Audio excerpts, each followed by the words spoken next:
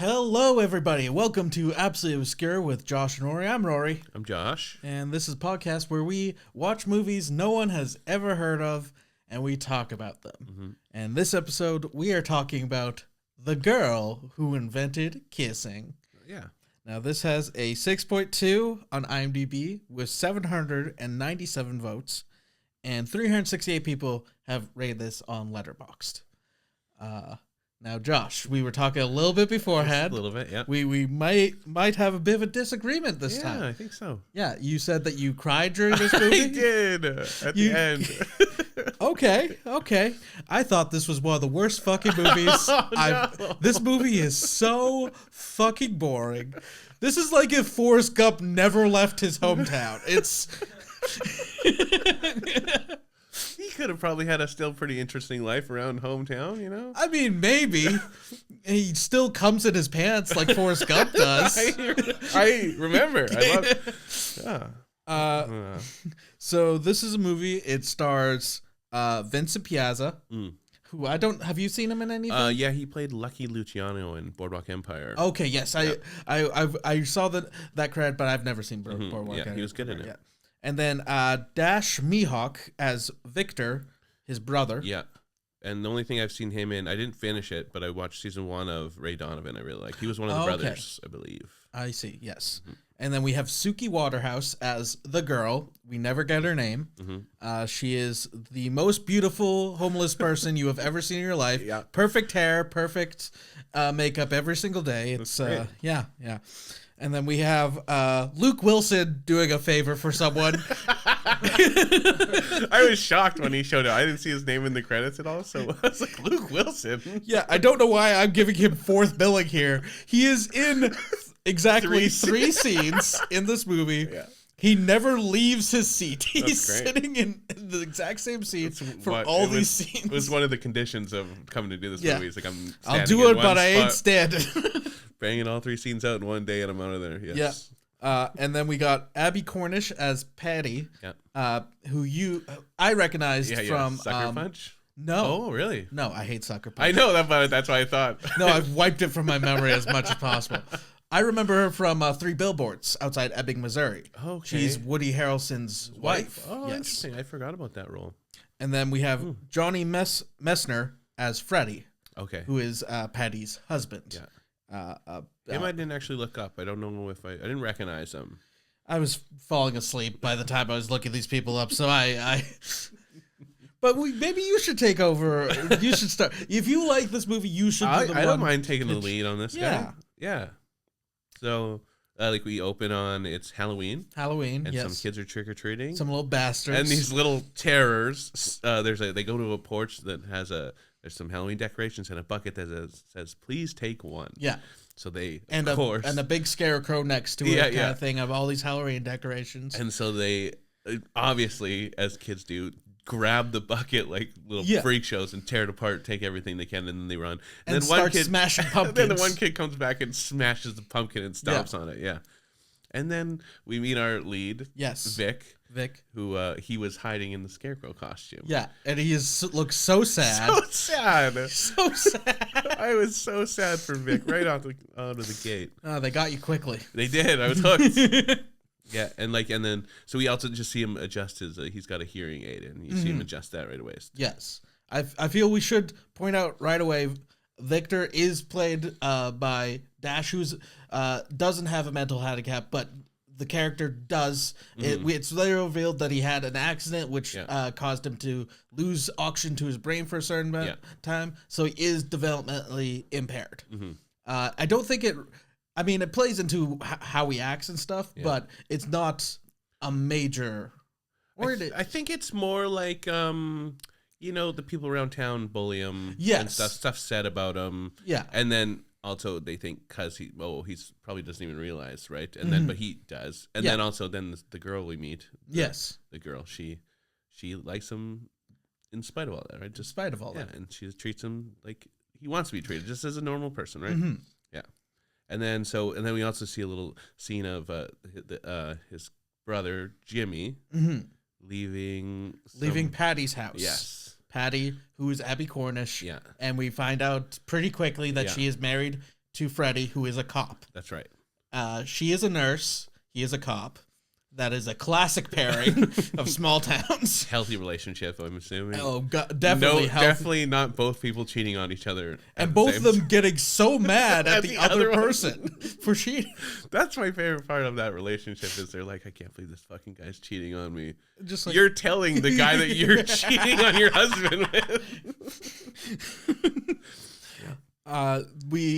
Yes, and then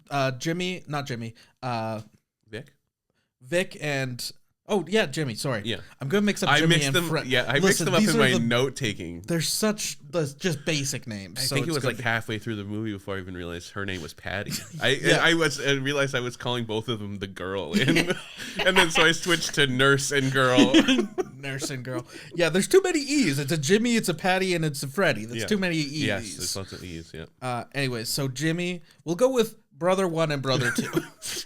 So the brothers meet up at the bar that they own in this small town. Yeah. I presumably a small town. We're not really given a location. It seems small town vibes. I think you're right. It seems small town, but at other times I'm like, how big is this town? Right. Because the train, like a bus just goes there. Yeah, a bus goes there. Yeah. Admittedly, our definition of small towns is different than American small towns. Yeah. Because we are from Saskatchewan, where small town. Oh yeah, under 1,000 people, of course. Yeah. That's a thriving village. They meet up at the bar that they own. It's revealed that this bar used to belong to their grandmother, who recently passed away. Mm-hmm. And they have a morning breakfast routine. They have breakfast with each other every morning. Seemed nice. Yeah, and then like so Jimmy's kind of Vic points out to Jimmy like, oh, you never made it home last night. Mm-hmm. And he's like, yeah, I was doing inventory at the bar. And he kind of looks around like, what? Like, what are you talking about? Yeah. And so. Then we have some people walk in at 9:00 in the morning into this bar, and they immediately start drinking. Okay, the one guy's last name is Buscemi. He is Steve Buscemi's I was brother. like, he has to be, but Absolutely. I could not find anything online about him. Oh, not only does he have his last name, did you look at his That's fucking what I mean. face? That's what I mean. I was like, I wonder if I'm going to recognize this Buscemi guy. Oh, there he is. Yeah, that is. Yeah. There's no other person with those eyes in the world. Well, that's why I was like, why doesn't Wikipedia just say, yes, it's like no page, just like, yes, it's Steve Buscemi's brother. Yeah. I was like, thank you. That's all I was looking for. Oh, Steve Buscemi, a living Tim Burton character. Just a man whose eyes are like 90% of his face. It's great. And his brother is exactly the same. He has like 3 lines in this movie. Yeah. So do the regulars do anything in this first scene? Or we just kind of meet them? Just a little like buddy, hey, let's make fun of Vic a bit kind of thing. You know. Oh, right. This is where he kind of sticks up for him a little bit. Yeah. Jimmy sticks up for Vic. And kind of protective of him, but not too much because like these are regulars and they obviously do this every single day.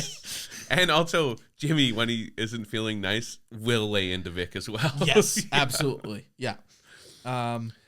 This is also where we get first introduced to a fairly reoccurring theme of they ask Vic, hey, when are we going to hear you play your fiddle? Yeah. Well, they call it a fiddle. He's just like, it's not a fiddle, it's a violin, which is the same thing. It's the exact same instrument. But that will play out throughout the rest of the movie. You'll hear, like, here and there, just characters be like, oh, when are we going to hear you play your violin? Yeah, and one of his quirks is he carries it around. He always has it on him. He always has it on him, yeah. Then we meet the cuck cop, who sucks. He's like the most stereotypical bro-y. Will be angry at the drop of a hat. Will be angry at the drop of a hat. Not as angry as a cop we'll meet in the next episode of this podcast. I don't want to talk about the next episode too much, but stay tuned, folks. Jesus. Anyways, the cuck cop, just stereotypical, listens to Five Finger Death Punch, loves Punch a Drywall. Oh, and also, I was going to say, his partner. Yes. He's the dude who made the movie, wrote the movie, I think. Okay. I think. I did not. I forgot to write his name down. Yeah, because I noticed in the cast, it was kind of like, oh, this name was also the writer, director, or whatever. And then, because I was looking at their filmography, now I'm blanking on what they made, you know how, like, sadly, Bruce Willis, we found out that he was declining in health. And he made a bunch of the final Bruce Willis movies. He made almost all of them. Yeah. Yeah. So I was like, and then so I saw, yeah. Oh, this guy exploiting people with mental degenerative diseases. Hey, he got a lot of money near the end. Yeah, I looked, maybe that's what it was. Maybe I'm naive in choosing to believe that he was helping Bruce Willis. Who knows? I don't know how much money those movies brought in. I mean, Bruce Willis, I know at the end there, because I had friends who worked, he made at least $1 million per picture for showing up for one day. Perfect. So you know what? He set up his family. I'm happy. Yes. Can't help but feel that he was already that rich, anyways. But, anyways. And then the cop. Do we see, like, I don't know if the scene's even that important, but the nurse, when she gets to work, a man runs down the hallway covered in blood, runs her over, kind of. Yeah. And she, first thing at the start of the day of her shift, yeah, immediately covered in blood. Yes. And the man was all screaming about he said his ass, right? His ass got stabbed. His ass got stabbed. Which I'm also kind of like, she's freaking out a lot for a nurse covered in blood. You would think you'd see that every once in a while. You get covered in blood. Although I guess it's a small town, so maybe not. First ass stabbing they've had, yeah. But we do find out this small town does have a thriving drug business, so there is a criminal underbelly to this world. If you're going to portray a small town, you got to have a thriving drug scene. Yeah, that's mostly what small towns are now. I got to tell you. And she, because she's all shocked right at the start of the day, she calls Jimmy to be like, yes. Oh my God, this horrible thing happens to me. She doesn't call the husband. No, not good. And we also see that the husband got home. He's smoking inside. Those walls way too white for anyone who's ever smoked inside. I will say that. And she reluctantly gives him dinner at that, and that it's a very they're just going through the motions. Just going through the motion, absolutely. Yeah. Next day we see Luke Wilson in this record store. We see scene one of Luke Wilson. This was shot for 2 hours maximum for Luke Wilson, and he was gone before lunch that day. Yeah. No, Luke Wilson stays for lunch. Luke Wilson stays for lunch. I'm getting breakfast and I'm getting lunch. That's good. He deserves it. But so he owns a used record store or kind of, I guess, used records. I got the vibes of a resale record store kind of thing. Which made me think, how small is this town that this is able to stay in business? Right. I don't know. Yeah, I never thought about that. But it's basically if you've ever been to a record store with piles of stuff all over the place. He's the only one manning behind the counter. He doesn't even really look up when someone answers the store. Vic literally comes in and he keeps his head down the whole time. Yeah. And Vic always comes in to look for his favorite artists. Hank Snow. Hank Snow. He's always like, "Do you got the new Hank Snow album?" And he's like, or no, he cuts him off before he even asks. Because he's like, "You're going to ask the same question you always do." And he's like, "What is it then?" He's like, "Hank Snow." He's like, "He's been dead for 20 years." Yeah, he's like, "There's no new Hank Snow albums coming in." Yeah. He's like, I will say, Luke Wilson did add some energy to it. It's one of those things where we've seen movies before where you have these people who aren't in as much stuff, and then you have one person who has actual star energy, and you can feel there's something going on with this scene. I didn't watch the trailer for this movie. I'm assuming Luke Wilson's in it 3 times. Yeah, he's in it 4 times. He's in the trailer more times than he's in the movie. It's crazy. But yeah, no, he does well here. It's a small part, but nice it's kind of relationship with him and Vic. And I feel it does pay off in the 3rd scene. I also know someone, I have a friend who owns a record store, and these people do exist that just come in the record store all day, every day. Yeah. Yeah. I'd love to be them. I want to be known, baby. So there is a movie being shot in town. Yeah. And this was brought up by the regulars on the first day, actually, because they were like, "Oh, are you going to go stand by the movie?" kind of thing. And they were like, "Oh, Vic, why don't you go stand by the movie with your violin? Maybe they'll ask you to play." A little bit playing with him. Right. But then he does. He does do that, He dresses up really nicely. He goes and gets ready. And stands by the movie being made. This This movie is very poorly run, I gotta It's say. apparently a John Travolta movie. Right. They kept saying it was a John Yeah, Travolta yeah. movie, and they keep saying it's in town for this one day, and then it's not. Right. It's going back to Hollywood. And yeah, because they're just set. They're kind of all setting up. No one's really paying attention. Yeah. And then Vic sees this phone booth. Yeah. And he just goes over to this phone booth, and then he's not the trick or treater. Just Different some older other little bastards. shits. Yeah. Little bastards, older bastards. See him in the phone booth, and they're like, "Oh, this idiot thinks this is a real phone booth," and so they're like, "Let's mess with him. What can we do? Let's tip it over." So Yes. no one's watching. No one's watching so anything. These teens run at this phone booth full tilt, push it so the door's on the bottom. Yeah. So sad. So mean. This made you sad. Well, I was sad for Vic, yeah, Yeah. because immediately he goes then back to the bar, and one of the guys comes in and says like, "Oh, Hey, Jimmy, there's a problem. Yeah. Vic is in trouble. So Jimmy has to run to the little town square thing they're shooting at, and no one can seem to get Vic out. He's kind of also panicking. Also, I mean, I would be panicking totally, too, probably. but then also they have their walkies on, and that's interfering with his hearing aid. So he's got this really bad feedback in his ear that's freaking him out too. And then Jimmy just punches through the window and helps his brother out. Yes. But concurrent to all of this, we do see that somebody is sitting on a park bench watching all of this happen. And we find out it is the girl. Yeah, we see her the next day. She interrupts their little family breakfast that they always have. Yes, she comes in and she's like, "Oh, can I use the washroom?" And they're like, "Sure, whatever." And then she smokes weed in the washroom, which I was kind of just like, why? I mean, I guess we're kind of privileged in Canada where we're just like, just smoke weed outside. No one cares. Yeah. I think it was also because you could, she saw the Vic thing happen in the park. So I think it was more of her trying to get noticed. Yes. And because Vic does kind of notice her and leaves and then he follows her around town. Like a fucking creep. Listen, I thought it was sweet. All right. This is the sweetest stalking I've ever seen captured the film. Okay. But I also want to say. I don't want to say she was asking for it, but she. No. No. Because she ends up going. Clip it. Hey, I edit this.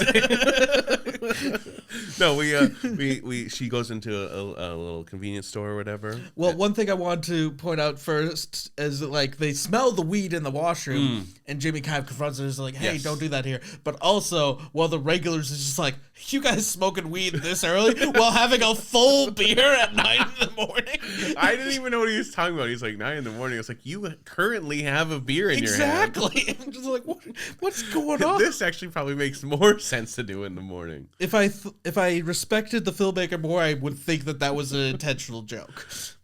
I don't know. Maybe small town people and their hang-ups about That's weed. true. I don't know. That is, yeah, and it's 2017, so I guess even then it was still kind of a lot of the states is like, oh, I don't know. Right. And then Jimmy follows her around town, and she clearly notices he's following her around town, and so she kind of goes into a convenience store or whatever, and then points out like, "Hey, look at this card or whatever," and it had some joke about something hairy following you. Hairy I don't ass. know. Yeah. Yeah. And then they laugh together and then hang out all day. They hang out all day. They have like a montage of them hanging out. Ooh. And then it's not this day. Maybe it's the next day with the money with the. No, that's a bit later on. That's quite a bit later on, I think. My note here just says bland. She looks really young. I don't know how old she was when this got filmed. Right. She looks really young, and he does not. He looks like he's like 45. And I felt uncomfortable. That could be, yeah. I don't. I guess I put it at like 30s and 20s. I don't know, but yeah, I see what you mean. Yeah.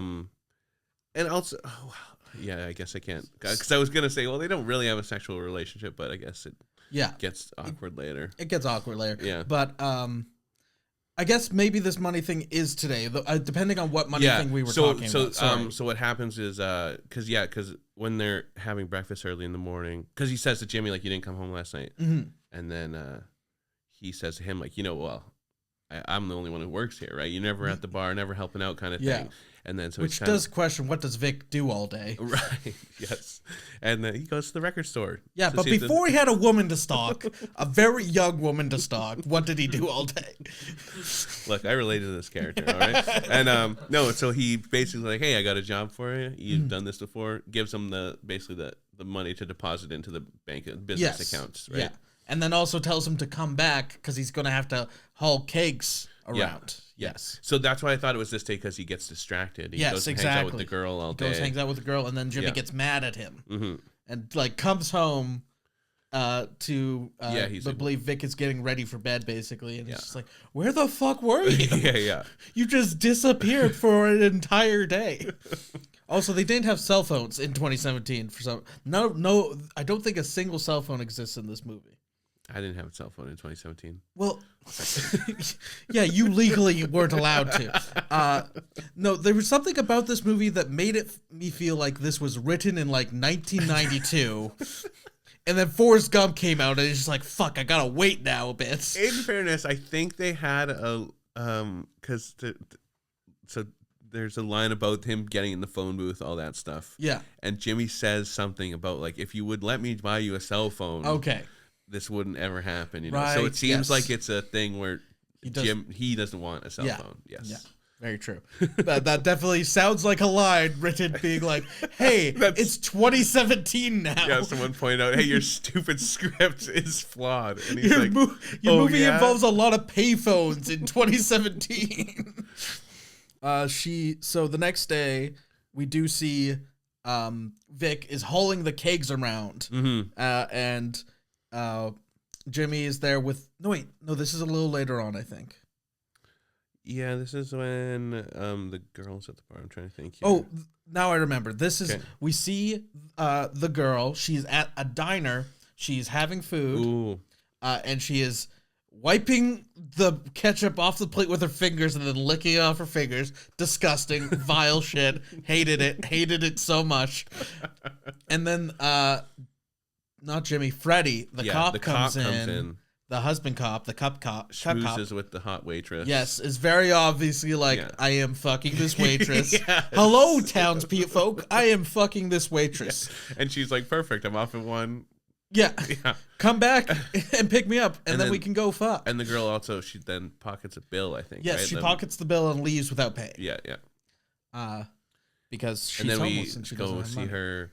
Oh, I guess in the day hangout too, she because Jimmy she shoplifts stuff, and she also tells Jimmy, like, Jimmy's kind of, or sorry, Vic is like, where'd you stay the night? Because she's like, I just got to town, just got off a bus, right. like the look of town, ended up here, and he's like, where'd you stay last night? And she's like, oh, under this tree, I slept on this bench, and he's like, oh, that's no pillow, no blanket or whatever, and then So she, after pocketing the money or the bill, not paying, she then goes buys drugs. Yes. Then goes, she knows where the drugs are immediately in this small town. I assume she found out night one. She's very efficient in her being a drug addict, despite looking like a literal supermodel, Suki Waterhouse.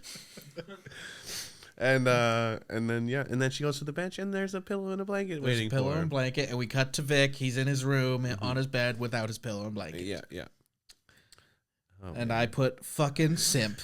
Again, related to this guy. Loved it.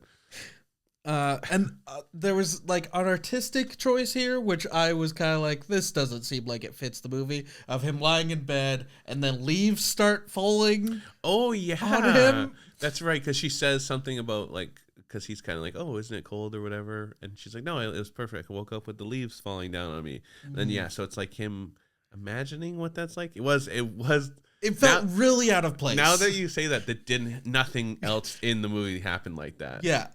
This is not like an art film at all, and it definitely felt like somebody being like, and this is where the Oscar shot comes in for Dash. Yes.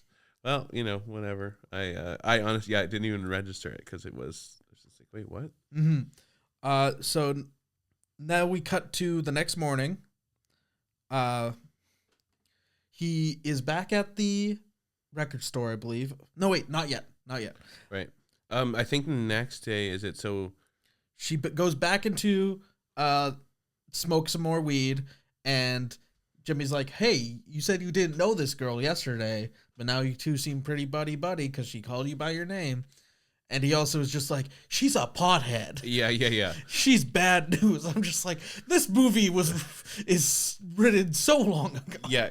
Because when she goes in to smoke weed the second day in a row, they're all laughing again, like classic. This girl smoking weed in the room, and Jimmy's waiting for her to like come out of the room to yell at her, and it's like also it's like, Vic, you said you didn't know this girl. And he's like, I don't really, kind of thing. And then after she comes out, he tells her, like, don't come around here anymore if you're going to be smoking weed in the bar. And he kind of goes into the bathroom to look around. And then as he does that, Vic slips out with her, and they go to Leo's. They go to the record store. Yeah, yes. And this is where we get, I do like the line, it does repeat a few times, where somebody tells Vic, no, I don't have something, or no, and then he says, you bring me no joy.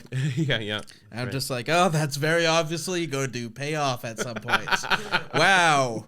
I sense a bit of foreshadowing at some point. Oh, man. They, and I did like when they go to Leo's, sorry if you talked about this, but I like that he, like Leo for the first, is kind of like sees like, oh yeah, Vic's here, and then the girl comes in behind. And he's like, wait a second, what's going on? Like everyone here? in town is like, wait, Vic's got a girl with him? Yeah, everyone is just kind of like, it's a mixture of like, oh, this is a weird thing, like, oh, does he have a girlfriend? And there are some people being like, she's taking advantage going to be taking advantage of him somehow. Yeah, and I was those people. I did not trust this woman at all. I was part of the believer crew.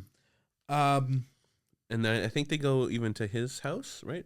Yes, yeah. This we also get a bit of just a montage of them hanging out. Yeah. He tells her about Hank Snow, about how much he loves Hank Snow and stuff. Yeah. And then they go back to his house now. Yeah. He says like, oh, because she points at like another room downstairs, and she's like, oh, what's that? And he's like, oh, that was my grandma's room. Yeah, she died a little while ago.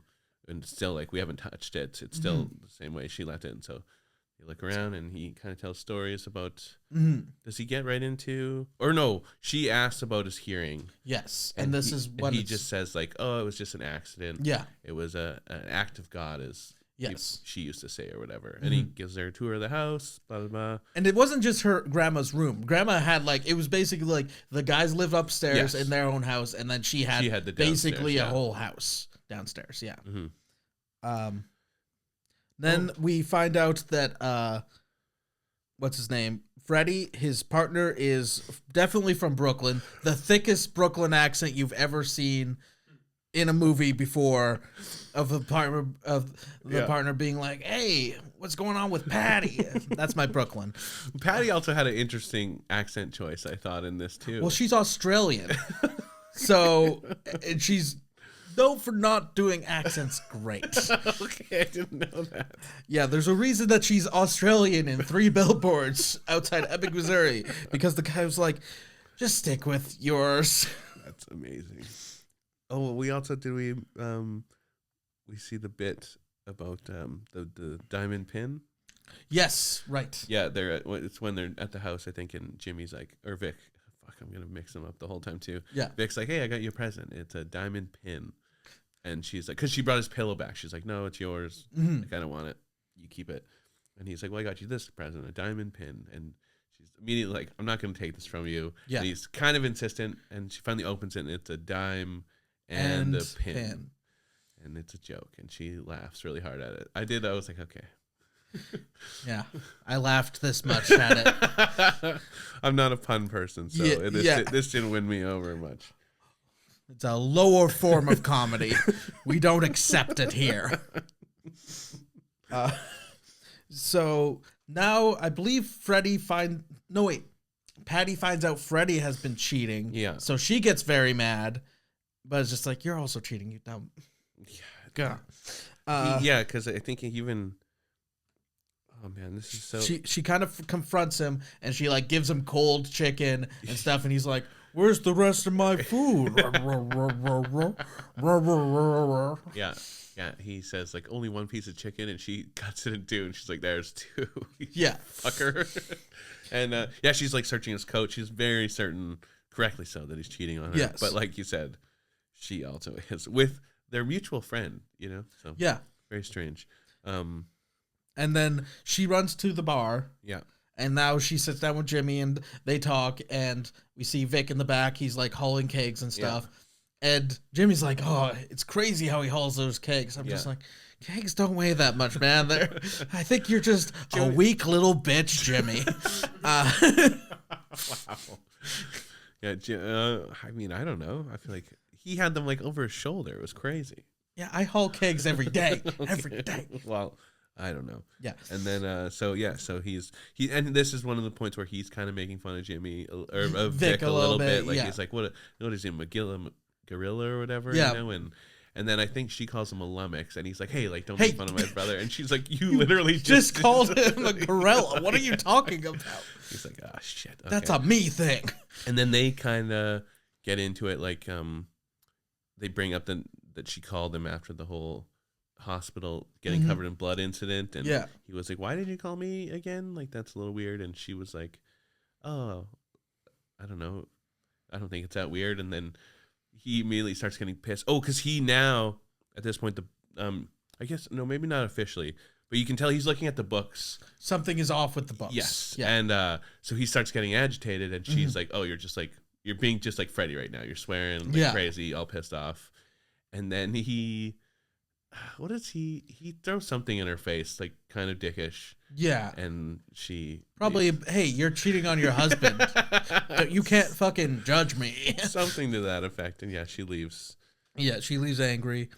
I have the next time the girl comes back to the bar, and she goes, you see her go in the bathroom fully, and you think, oh, she's gonna smoke pot again, and she instead grabs the back of the toilet seat off and drinks some drugs onto it and snorts a line of something. Right, yes. I was like, oh, okay, she's full on. Yeah. This is the coolest girl we've ever met in the world. Snorting drugs off of this homeless woman is the girl of my dreams. Yeah, Josh also relates to that a lot. I was literally like, if this girl rolled into my town, I would ruin my life for her as well. But I don't know. Now Jimmy angry, he goes back to their place.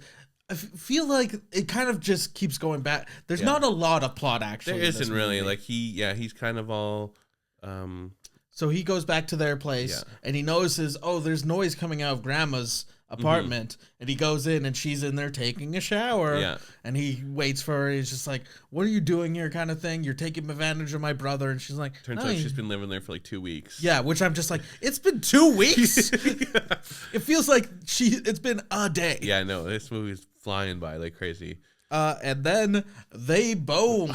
Fucking out of nowhere. Yeah, they start fighting and then they start fucking, which, I mean, we've all been there, but... Yeah, I did not see this coming. No, I didn't see it coming, and it doesn't really make sense. I don't know. Yeah, it felt very out of nowhere. I guess it's to add I don't know, like some tension, because clearly Vic has a crush on her. Yes, yeah. It pays off like a little bit at the end, bit, but yeah, it's mostly just like, I guess these two can have sex. Right, they're sure. It's not like he's actually in a relationship with the nurse. Yeah, exactly. There was also a scene that I thought was funny, because the girl, after she's all coked up or whatever, she just goes to the park, and you see the cops are, I don't know, parked for some reason. Yeah. And those two pricks that push over the phone booth are in the park. Right, yes. And she runs over the cop car, and it's like, those dudes were sucking each other off over there and told me to watch them. And then the cops go beat the shit out of them. It's great. Good revenge. There's gay people in this park? Let's go beat the fuck out of them. It really does seem like it. Like, they're like walking towards the bench so aggressively that the kids are like, uh-oh. And they're like, what are you doing? And they immediately run. And so the cops are like, all right, I guess we have to use excessive force. I believe before they have sex or after they have sex, at some point is revealed that there's $2,200 missing from the bar. Yes. Yeah. Well, because he accuses her of it. And so that's actually why they start fighting. He grabs her bag to be like, oh, you don't have anything to hide? Let's see what's in here. She's like, fuck you, no one touches my stuff. Yeah, it's weird. Even... Actually, the fighting went on a little too long. Like, and it was clearly like, okay, everyone watching this movie knows you guys are gonna bang. Yeah. let's get to it. And they held on the fighting for just a little. Keep it moving. Like it was like they did the almost kiss for like a full minute. Yeah. It's like, all right, just fuck her already. What is going on? This is insane. I don't know. A minute's a long time for Josh. I mean, yes. We all knew it was going down at this point. Come on. And then I guess everyone is just friends with her now. She's immediately in the group. Yeah. Everyone is just like, oh, it's the girl. She never tells anyone her name. Yeah, I literally have, she's friends with people now, ? Okay. To the point where she gets invited to Thanksgiving, which the Thanksgiving dinner consists of Jimmy, Vic, and of course, Patty and Freddie. They're apparently best friends. That they're you didn't know until this moment that Freddie and Jimmy knew each other. Yes, and like the bar regulars are also at this. Yeah, like they bring the turkey over. Yeah, the only people we've met except for Luke Wilson, who they could not afford for another day. Yeah. I ain't leaving my stool. Yeah, there's another female character who like. I don't remember her in the bar. She's with the regulars. Is she? Yes. Yeah. And then also her mom, who's a great side character. I don't know if you remember the mom. I don't remember. Yeah, because they're like saying all the people. They're counting up the spots. Yeah. And they're like, oh, and this person. Oh, and their mom.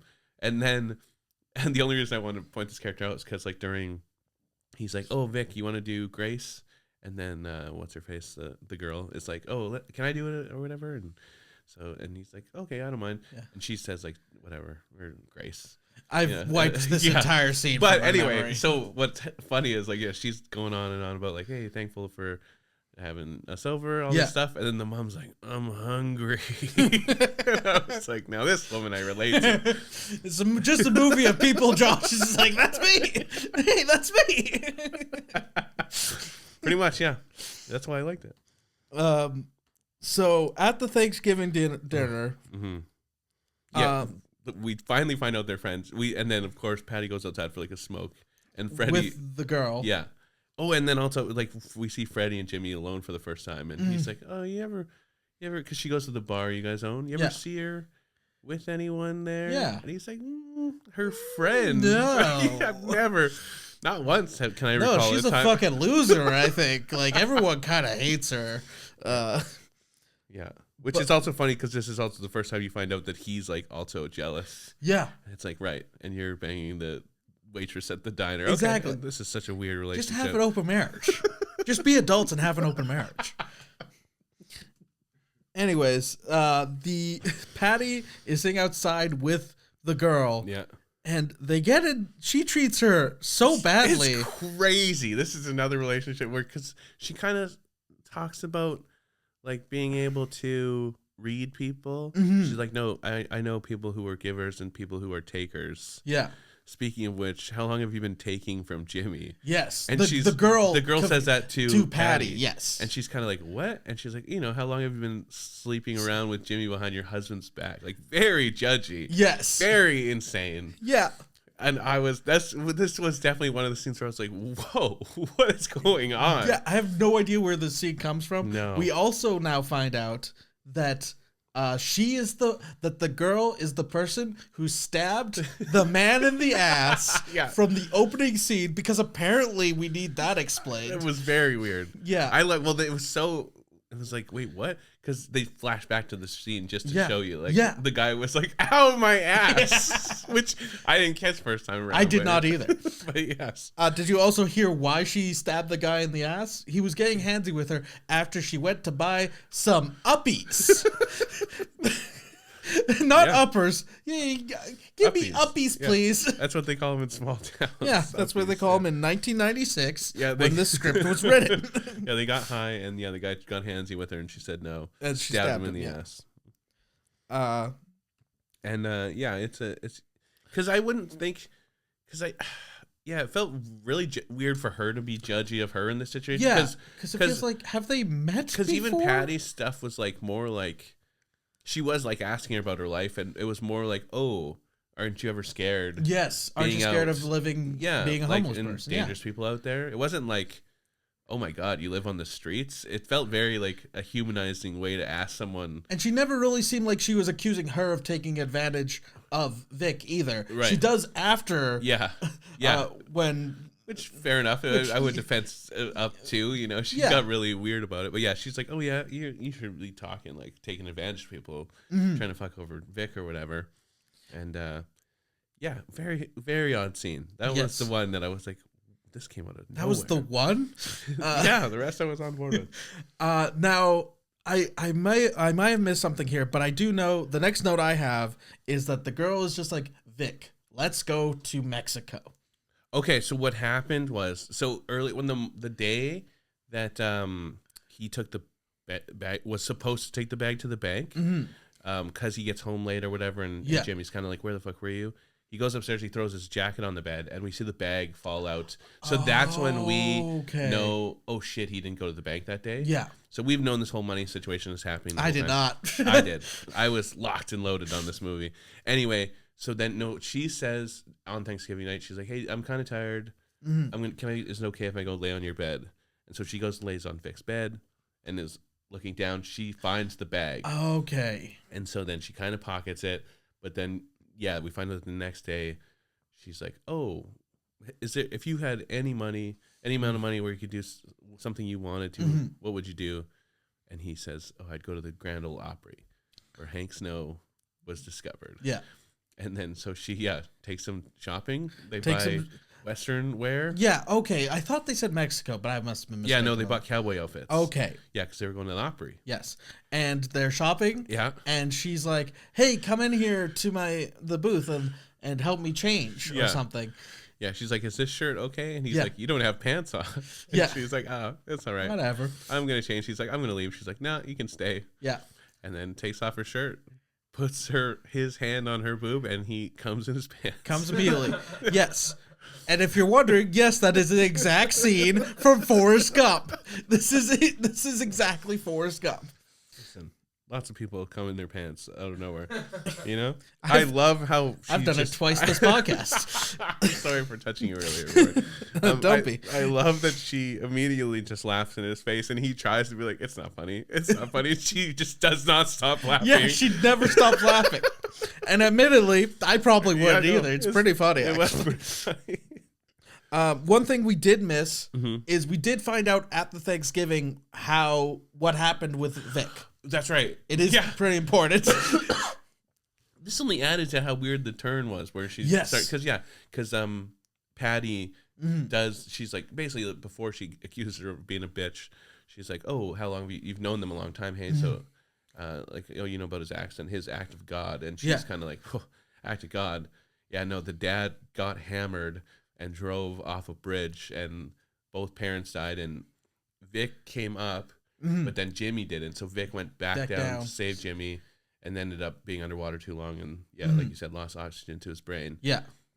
So to save his brother, right? So now we also kind of know why Jimmy looks after him or feels indebted to him a little bit. Yes, because it definitely felt like, because he is the younger brother, and it's said many times, oh, and the younger brother, this is my older brother kind of thing. But yeah, Jimmy, that's why Jimmy's so protective. That's why he cares so much for his brother. Otherwise, he'd fucking hate him. No. But it's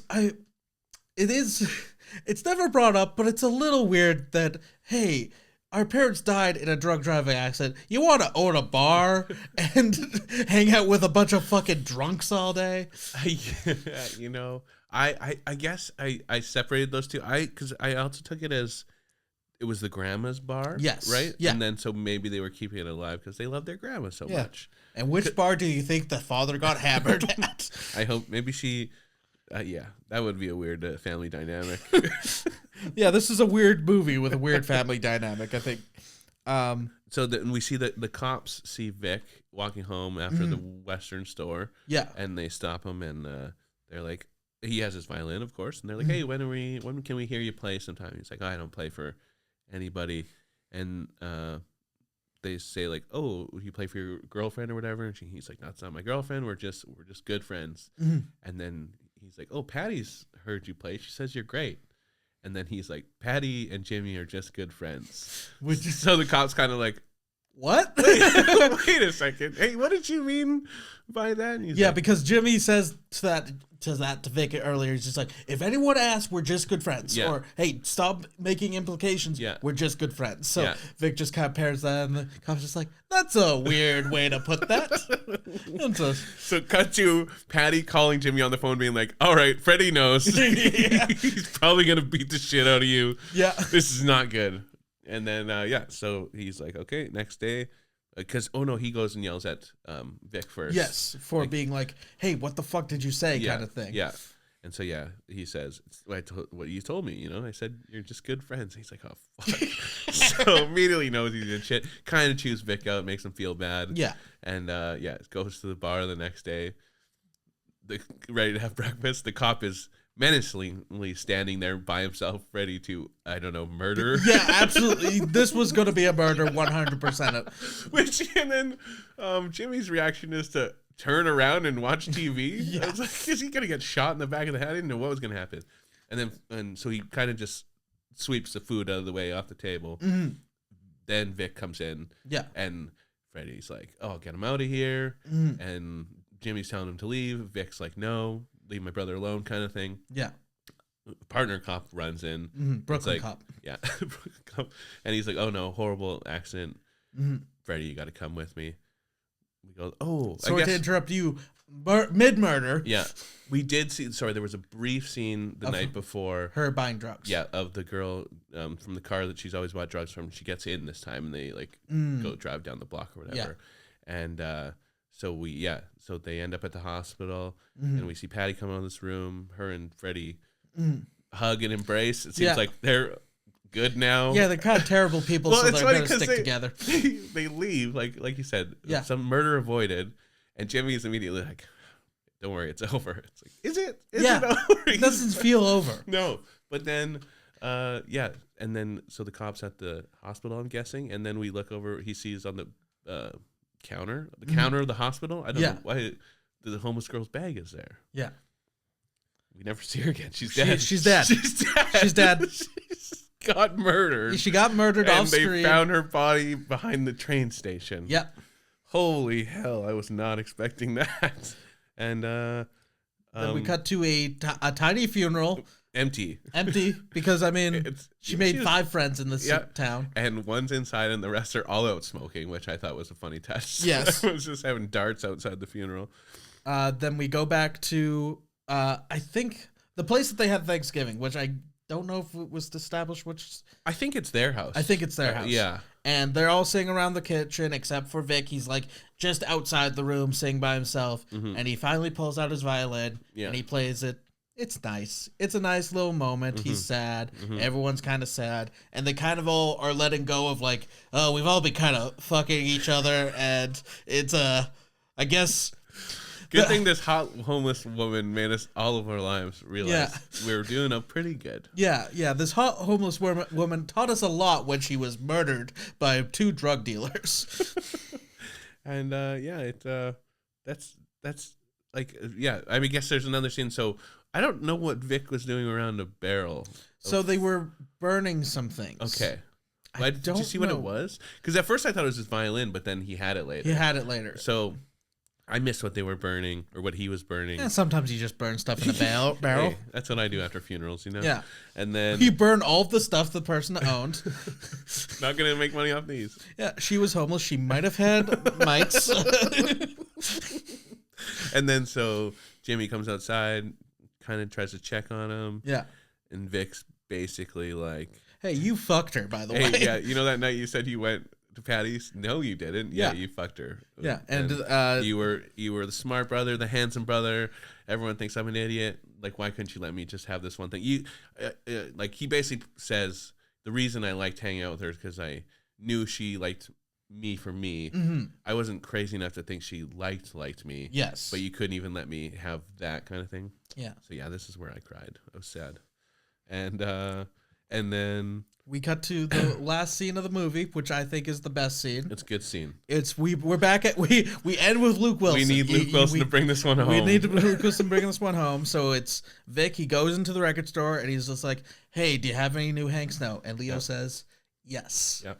He ordered in a rare record from Japan that was only printed like 30 copies in Japan. The rarest Hank Snow album in the world. Yeah.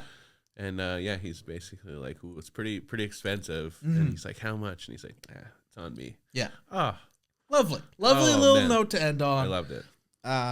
Otherwise, I kind of fucking hate this movie. I thought it was so boring. Yeah, I don't know. You know what? Talking through it, it wasn't like the greatest movie ever made. Yeah, but I feel better about it. I got enjoyment out of it. Yeah, I can see what you mean. It's not like the thickest plot of all time. I think that I just felt I want more of who the girl was. Yeah. What right? Because one of the main plot points is you don't know her name. You don't know her name. Never find out her name. You never find out her name. Maybe they were burning her body in the barrel. Sorry. No one claimed the body, so we're gonna burn it in a barrel after the funeral. Perfect. Can I light the match, please? Yeah. I was her only friend. I get to light the match. That's how I want to go out. Yeah. We'll go up together. Don't worry.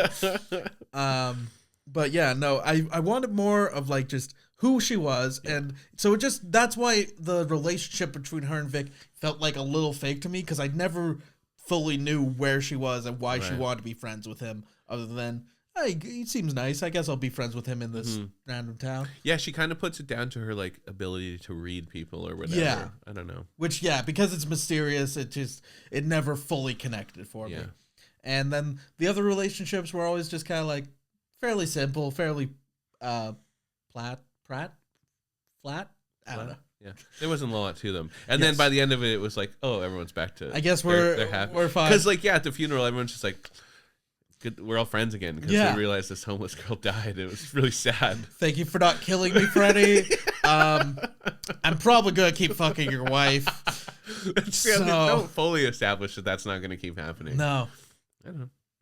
So what do you give it out of 5 stars? I would give it a 3 stars. I was pretty harsh on this. I would. How would a 2.5 sound? I could go 2.5. Sure. 2.5. Yeah. I would give this a soft recommend for me. If you want a movie that's not going to force you to think too much and just kill an hour 45, I think. So long. No, it wasn't that long. It breezed by for me, I think. If it would have dragged out, I would have, but I was kept entertained. Yeah, I'll admit I was sleepy when I was watching this, so don't be sleepy going into this. Well, do a line of toilet coke and put on The Girl Who Invented Kissing. I think that's our official recommendation. You know what? 4 stars. 4 stars. Speaking of our star rating, you guys can follow us on Letterboxd. That's where we will have a ranking of every movie we've ever seen for the podcast. You can see all of our star ratings there. We'd love to follow you guys too. You can also follow us on Instagram, on all the social media things at Absolutely Obscure Pod. Yeah, or individually at True Rory and Real Funny Josh. Real Funny Josh. Yeah. Thank you to our producer, Aaron Campbell. He got a fresh haircut today. He's looking even sexier than usual. Yep. I just came a 3rd time in my pants. Thank you to Matt Prince for our theme music, and thank you guys for listening. This was a fun one. Yeah, thanks a lot. See you next time. Yep.